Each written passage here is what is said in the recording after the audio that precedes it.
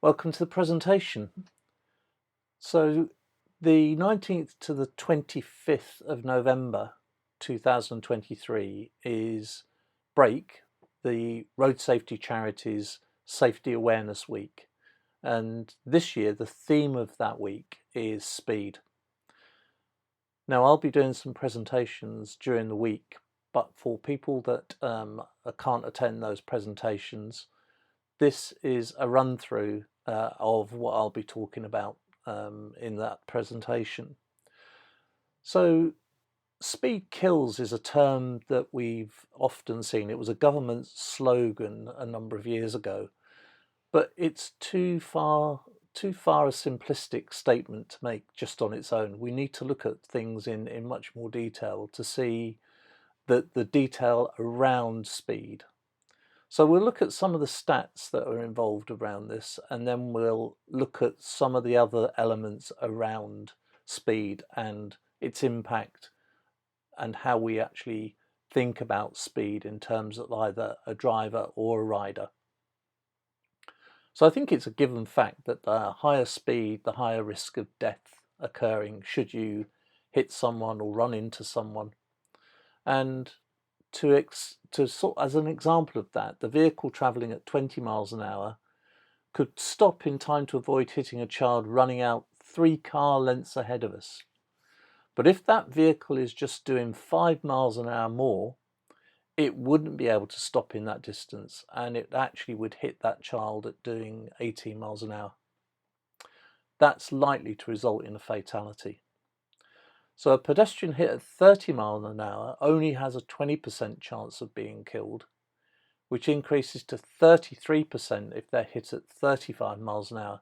So you can see as speed increases, the chances of fatality actually increase quite significantly.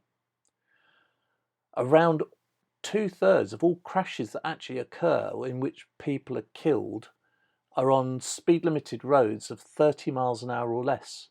So actually, as we'll see later on, the higher speed roads, the motorways, are probably some of the safer roads in the UK.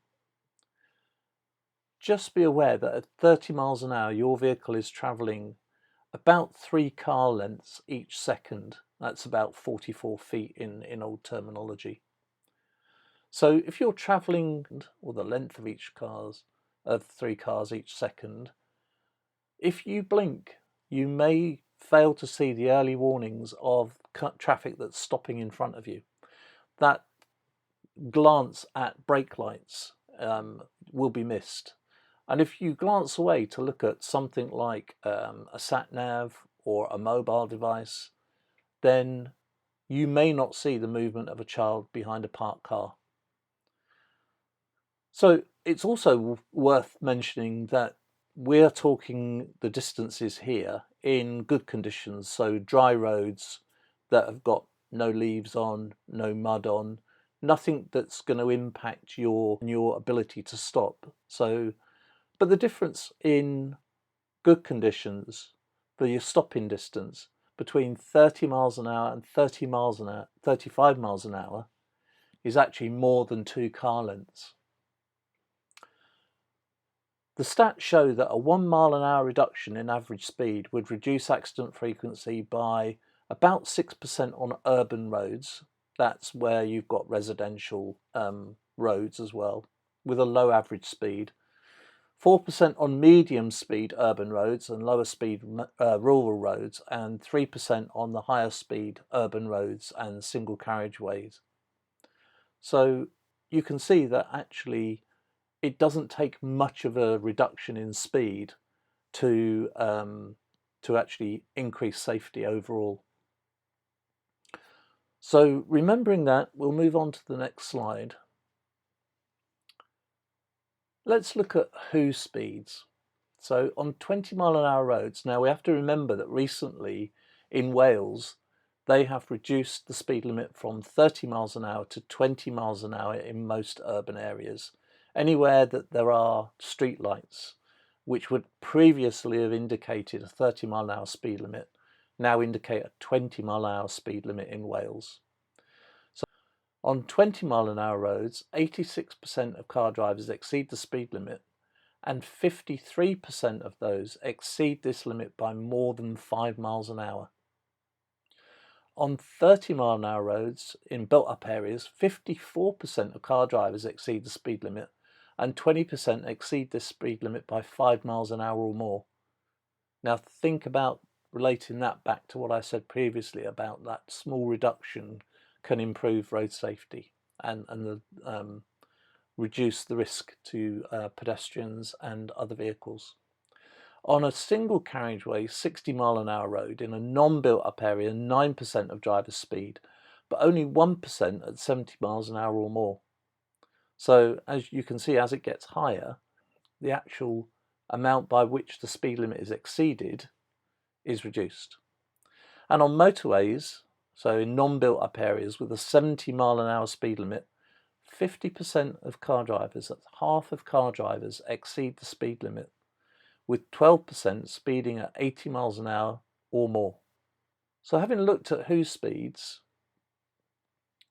let's look at the type of speed-related crashes that actually occur. Most collisions that occur actually involve loss of control of the vehicle, and the majority of them on a bend. So collisions are far more likely on unclassified rural roads, with the excess speed being more likely on 30-mile-an-hour roads and inappropriate speed on 60-mile-an-hour rural roads. Now, by inappropriate, we can actually go to a number of roads where the speed limit on the road is 60 miles an hour, but you would never safely be able to drive at that speed on those 60-mile-an-hour speed limited roads. And again, we have to think about the conditions on the road. We have to think about rain. We have to think about the condition of the road itself, whether it's got potholes. We have to think about, this time of the year especially, ice and snow, possibly. So it really is appropriate speed for the conditions that you're in.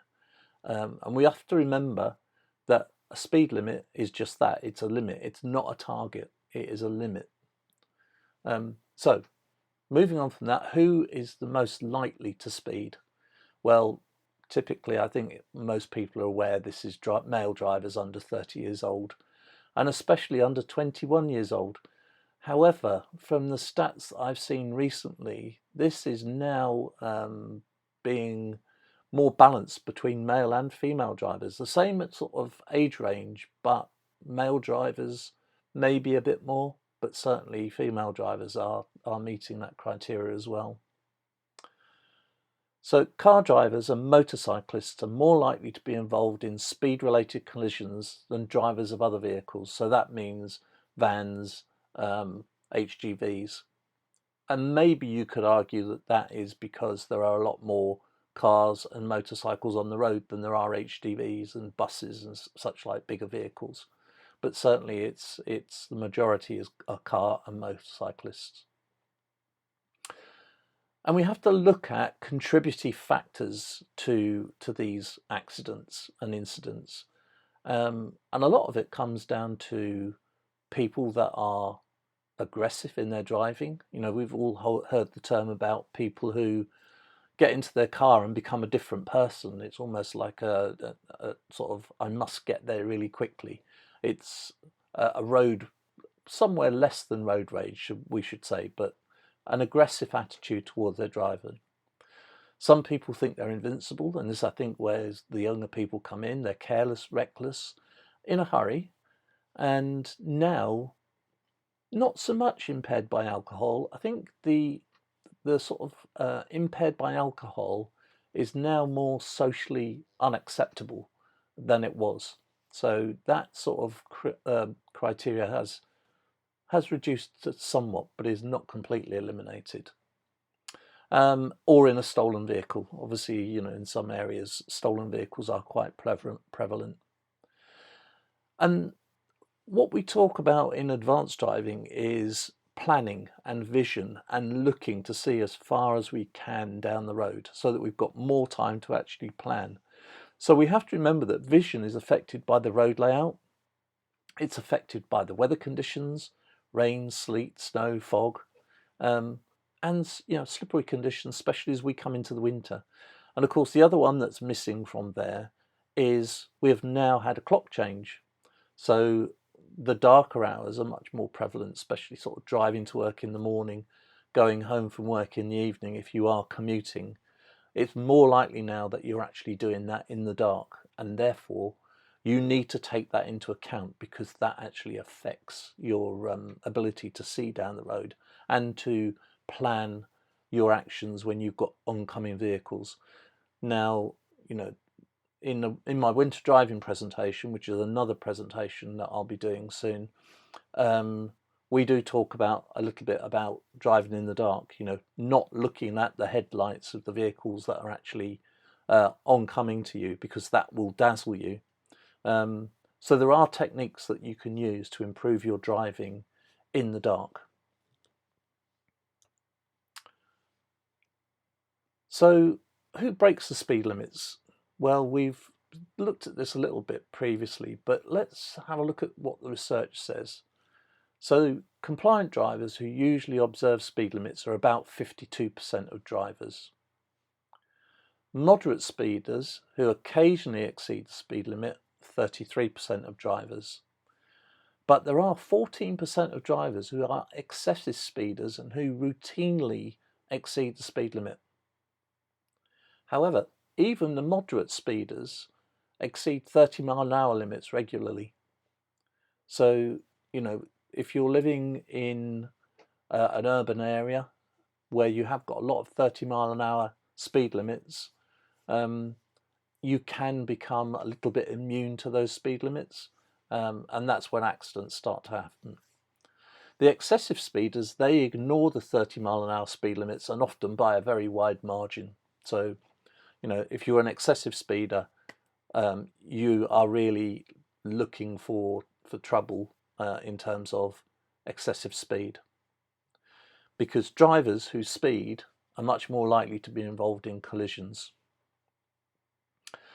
And actually, those drivers who speed are much more likely to commit other driving violations, such as red light running, and a particular thing for me is driving too close, tailgaters. I was hit from behind a number of years ago at an excessive speed, and it did have quite a traumatic impact.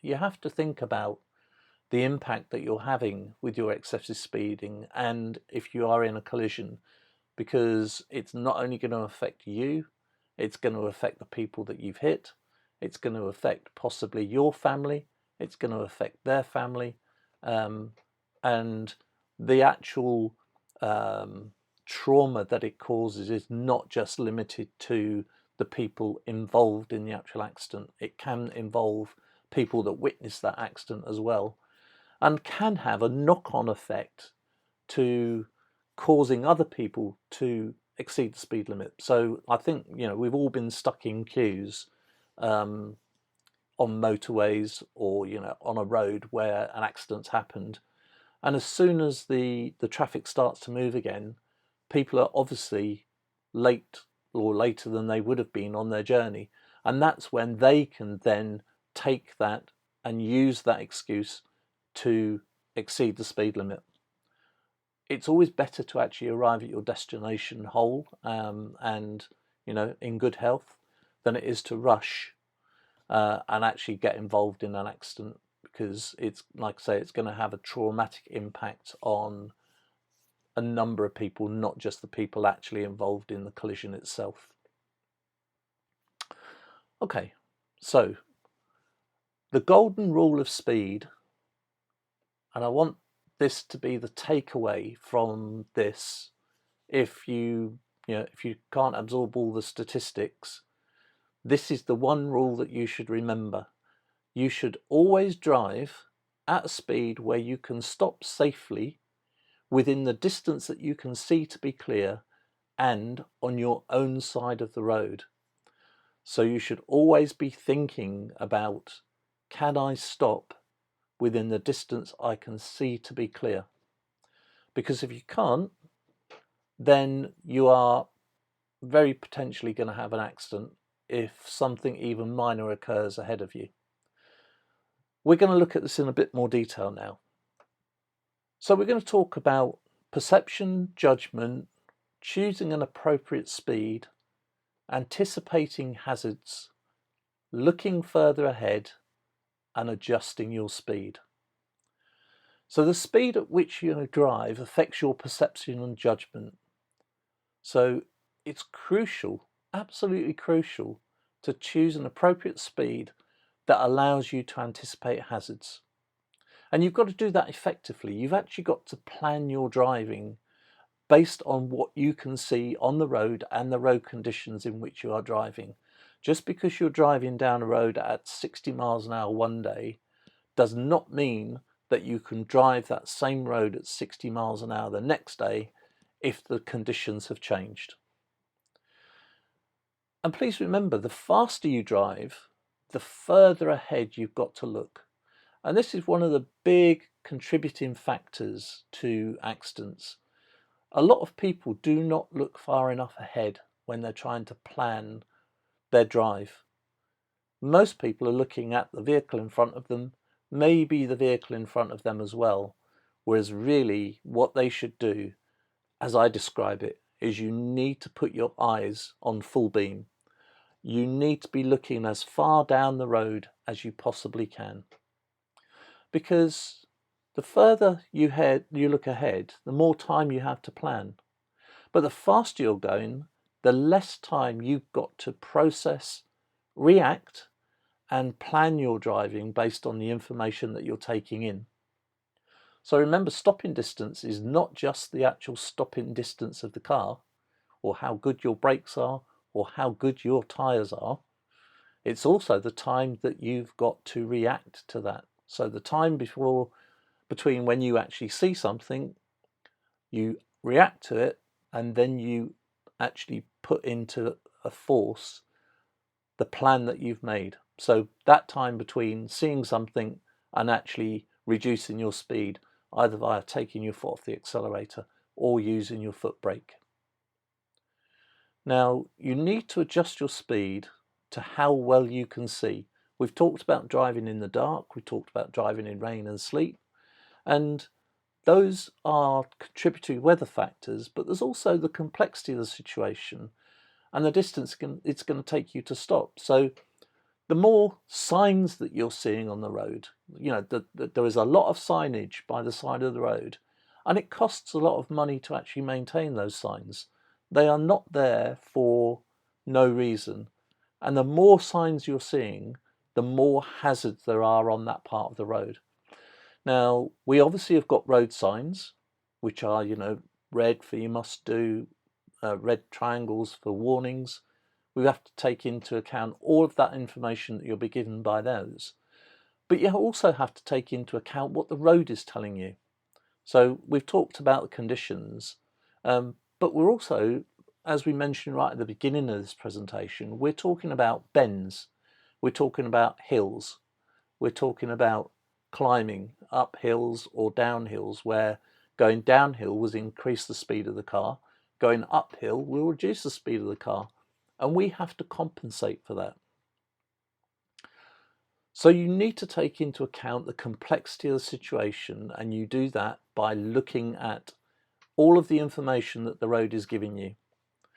So remember, if you're traveling at 70 miles an hour, the stopping distance, now stopping distances are quoted in the highway code, but it's very difficult for people to actually judge what those distances are. So I like to just say at 70 miles an hour, the stopping distance is about 100 meters. And if you are driving in the UK, that's the difference between the marker posts when you're coming up to a motorway exit. So those marker posts are 100 meters apart. And they're generally the sort of oblong signs with the 3 slashes for 300 meters.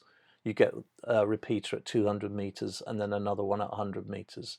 So that's a good way to actually judge distance. So driving at higher speed also requires a higher level of attention and judgment. like I said, you have to take into account looking further ahead. But to do that and to take in all that information is really tiring. And that's why we actually suggest that you do not drive for more than 2 hours without at least a 15-minute break. If you're driving with that level of attention, it does require a lot of concentration. And remember, the higher the speed you're doing, your ability to take in that foreground detail does decrease. And as you actually slow down, it increases. So the faster you're going, the more concentration you have to have. Like I said previously, statutory speed limits are limits. They're not targets. You do not have to achieve them. And there are many roads which are limited or speed limited where you would not dream any day of actually trying to achieve that speed limit. Mainly in urban areas, narrow roads, country roads, speed limited at 60 miles an hour, and just not safe to drive at that speed. And we've talked about road conditions before, but we also need to think about driving within your capability. How experienced are you in actually driving? If you've recently passed your test, have you got the same capability for someone who's been driving for a number of years? So think about the speed at which you are comfortable. Now, on some roads, of course, we're not talking just about a safe higher speed, we're talking about a safe lower speed. So just remember, you can get into trouble for driving at 30 miles an hour on a motorway if the conditions are suitable for you actually to do somewhere nearer the limit. So remember, it's just not the lower limits, or the higher limits I should say, it's the lower limits as well. Be cognizant of that and keep within your capability. So perception, speed affects your perception and judgment, as we've talked about. But the other thing that you need to be aware of is human factors. So when you get into your car to actually undertake a journey, as an advanced driver, we do pre-drive checks. And the last of those pre-drive checks is a check on yourself. So if you want to see details about the other pre-drive checks, you can find them in my YouTube channel. I'll put a link at the end of the presentation. But you have to think about whether you're tired, whether you've had a long day, whether you've had a bad day, whether you're stressed. It might be that you've actually got a cold or you're feeling under the weather. Also remember, it's very important to remember, if you have got a passenger, then don't succumb to peer pressure, because if you're giving someone a lift for any reason, maybe you're taking them to a job interview or maybe you're taking them to catch a train, they will possibly try and exert some pressure to say, I must get there at this time, I must get to the train station by a certain time. You need to recognize that and not react to it. You need to maintain a safe speed limit within your capability, and coming on to the next point, within your vehicle's capability. Now, obviously, there's a large variety of vehicles on the road now, some with incredible brake horsepower, especially the electric vehicles where the actual tyres are driven by motors. Some of those are like 600-700 brake horsepower cars. They are more capable of exceeding the speed limit, or higher speeds we should say, than a car that's maybe got a 1-litre engine. So you need to be aware of the capabilities of your vehicle as well. And like we've mentioned before, road conditions play a very important part in perception and judgment. So perception of speed, the difference in detail perceived by your forward and side vision. So I think most people are actually used to looking forward and perceiving the speed that's being done by the vehicles in front and also your vehicle. Hopefully you've got a good, clean, clear windscreen. But you have to match that up with your side vision as well, because that has an impact on your perception of speed. The other thing to be aware of is engine noise, wind noise, and road noise. These can actually change your perception of speed. So certainly if you've recently moved from a petrol or diesel powered vehicle into an electric vehicles tend to be much quieter, and you might lose that perception of the engine noise, which will contribute to your perception of your speed. Also, if you're actually on a noisy road or an uneven surface, that can affect your perception of speed as well. So you need to take that into account. Your idea of a normal speed may not be conducive with the actual speed limit on that road. So be aware of the actual normal, what you think is a normal speed, and adapt that to the conditions. Now, not so much in open country, but if you're driving in somewhere like Cornwall or Devon, where you've got very narrow roads and some of them with very high hedges, that can alter your perception of speed as well. So, you know, when you're enclosed, you tend to think that speed is lower than you're actually going. So be aware of the road conditions, especially in narrow roads and where you might be enclosed. Certainly if you've got trees, you're driving through like a row of trees, or the road goes through a row of trees, then be aware of that, because that is what we refer to in advanced driving terms as a microclimate. Again, where you've got enclosed or open spaces, certainly enclosed spaces, that might lead to ice actually hanging around for longer in those areas. It might enclose fog, so you may go from a very open road conditions into a foggy area incredibly quickly, and you need to be aware of that, because that will affect your ability to look down the road and deal with anything that you might come across as you go into that fog, or again as you come out of that fog.